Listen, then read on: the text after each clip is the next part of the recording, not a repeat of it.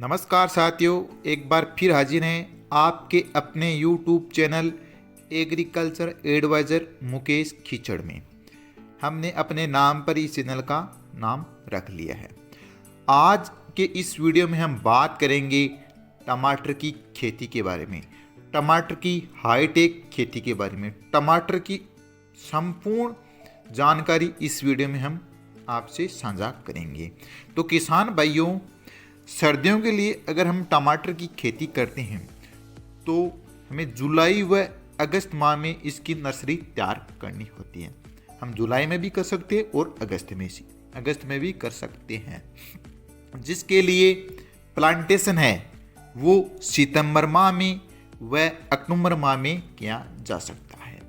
और गर्मियों के लिए हम अगर नर्सरी तैयार करें जिसके लिए दिसंबर माह और जनवरी माह में हम नर्सरी तैयार कर सकते हैं, जिसका प्लांटेशन जनवरी माह में, फरवरी माह में और मार्च माह में किया जा सकता है। टमाटर में बहुत से समस्याएं आती हैं, लेट ब्लाइट है, अर्ली ब्लाइट है, क्रैकिंग है, सभी के बारे में हम बात करेंगे। और टमाटर की खेती के लिए कितना टेम्परेचर की आवश्यकता होती है, तो टमाटर की खेती के लिए 15 से 35 डिग्री सेल्सियस तापमान की उचित आवश्यकता होती है, जिसमें अच्छी ग्रोथ होती है और कोई नुकसान नहीं होता है। अगर हम मिट्टी के बारे में बात करें, सोइल रिक्वायरमेंट की बात करें, तो हम काली मिट्टी में भी खेती कर सकते हैं, पीली मिट्टी, लाल मिट्टी, चिकनी दोमट मिट्टी, रेतीली मिट्टी, सभी प्रकार की मृदा में टमाटर की हम खेती कर सकते हैं। और टमाटर की खेती के लिए जो पीएच तापमान होता है, वो पीएच होती है वो 5.5 से 7.5 पीएच की रिक्वायरमेंट होती है। उचित जीवाश्म युक्त मृदा होनी चाहिए और जल निकासी की उचित व्यवस्था होनी चाहिए। नर्सरी से पहले हम बात करते हैं उचित वैरायटियों के लिए। तो जो सबसे अच्छी वैरायटी है वह सेमिनस की है, अभिलाष है, बहुत ही अच्छी वैरायटी है। सिजेंटा की साहो 3251 ये वैरायटी भी बहुत अच्छी है। यूएस एग्री सीड की 1501 व 1504 ये भी अच्छी वैरायटी है। अर्का रक्षक F1 है, ये भी अच्छी वैरायटी है। दामिनी की महादेव F1 वैरायटी है, यह भी अच्छी एक वैरायटी है। क्लाउज की है अनंत F1, ये भी अच्छी वैरायटी है। सिजेंटा की अयान है, ये भी एक अच्छी वैरायटी है। नर्सरी तैयार करने के लिए हम नर्सरी प्रोट्रे में भी कर सकते हैं और क्यारी विधि से भी कर सकते हैं और बेड पर भी कर सकते हैं।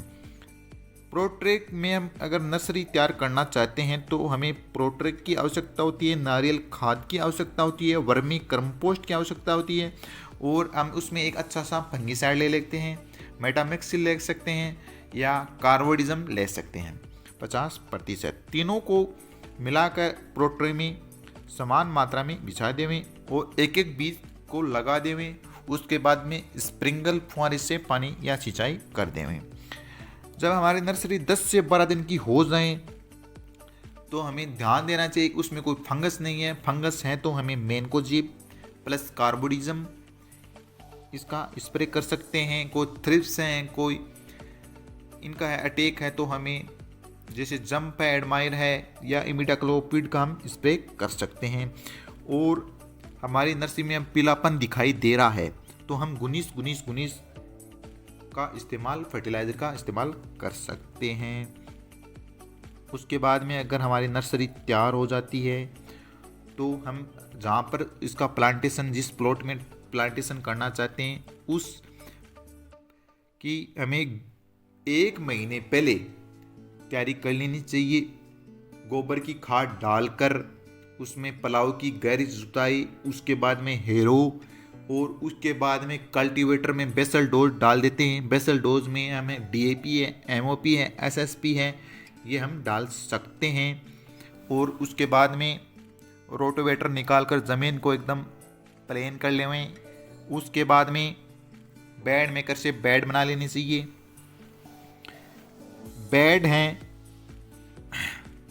वो 2.5 फीट की दूरी पर बेड बना सकते हैं हम। और बेड की चौड़ाई है वो 3 फीट, बेड से बेड की चौड़ाई वो 3 फीट और ऊंचाई 1 फीट। और हम ड्रिप की बात करें तो 16 mm की लाइन 2 पाइप भी हम डाल सकते हैं, वह सिंगल पाइप भी डाल सकते हैं। एक पिटके में 1 पाइप और चौड़े वाले में 2 पाइप। और 25 माइक्रोन की मल्चिंग पाइप, उसमें 2 इंच का होल होना चाहिए। और हम जिग-जैग मोशन में इसका प्लांटेशन कर सकते हैं। प्लांट टू प्लांट की दूरी की बात करें तो 1.5 फुट की दूरी हमें रखनी होगी। और हम कितने प्लांट की आवश्यकता होती है, तो सिंगल लाइन में अगर हम प्लांटेशन करना चाहते हैं तो 8000 प्लांट की आवश्यकता होती है, 8000 पौधों की।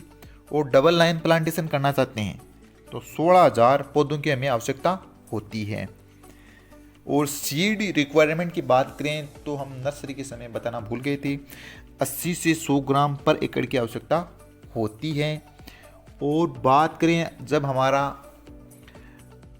प्लांटेशन हो जाता है और हम सर्दियों में अगर टमाटर की खेती कर रहे हैं दिसंबर जनवरी में, तो हमें लोट नल से 25 जीएसएम के लोट नल से उन्हें ढकना चाहिए। सर्दी के बचाव के लिए 10 फीट के लो के सरिये, 10 फीट के फाइबर के सरिये, लो के सरिये नीचे, ऊपर लोट नल और ऊपर फाइबर के जो सरिये लगा देने चाहिए।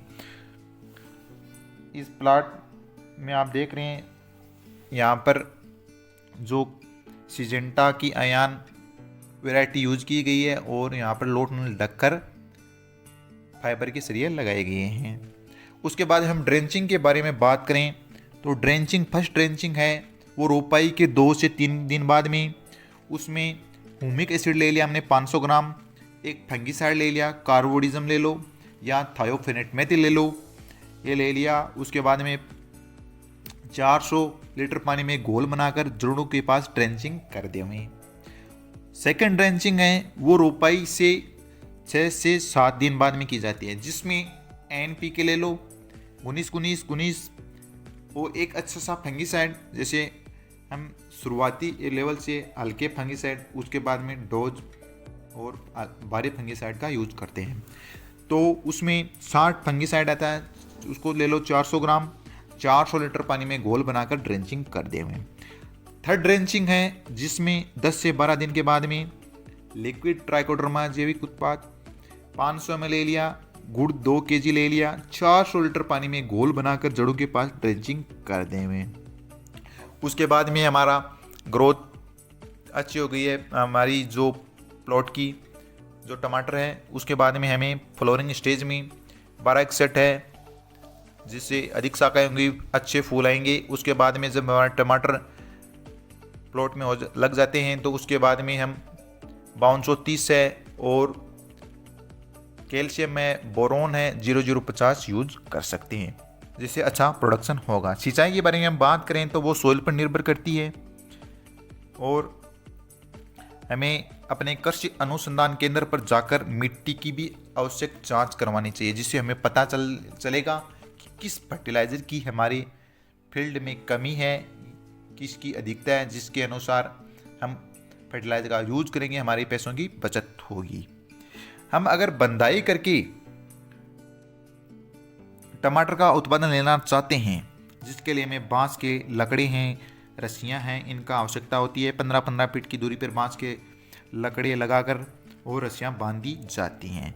स्प्रे शेड्यूल के बारे में बात करें, स्प्रे शेड्यूल तो फंगस के बारे में इसमें बात करते हैं तो लीफ माइनर है, नहीं फंगस के बारे में हम बात करें तो लेट ब्लाइट है, अर्ली ब्लाइट है और निमेटोड है। इनका अधिक प्रकोप होता है, जिसके लिए उचित फंगिसाइड, निमेटोड के लिए वेलम प्राइम इनका या कार्बोफ्यूरॉन का उपयोग कर लेना चाहिए।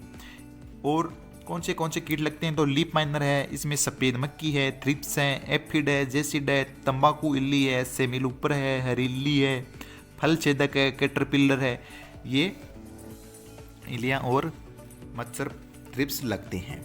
उसके बाद में हम बात करें तो कितना उत्पादन हमारे हो सकता है, तो अगर हम बंदाई करके लंबा उत्पादन ले रहे हैं 8 से 9 महीने तो 50 से 60 टन पर एकड़ उत्पादन हो सकता है।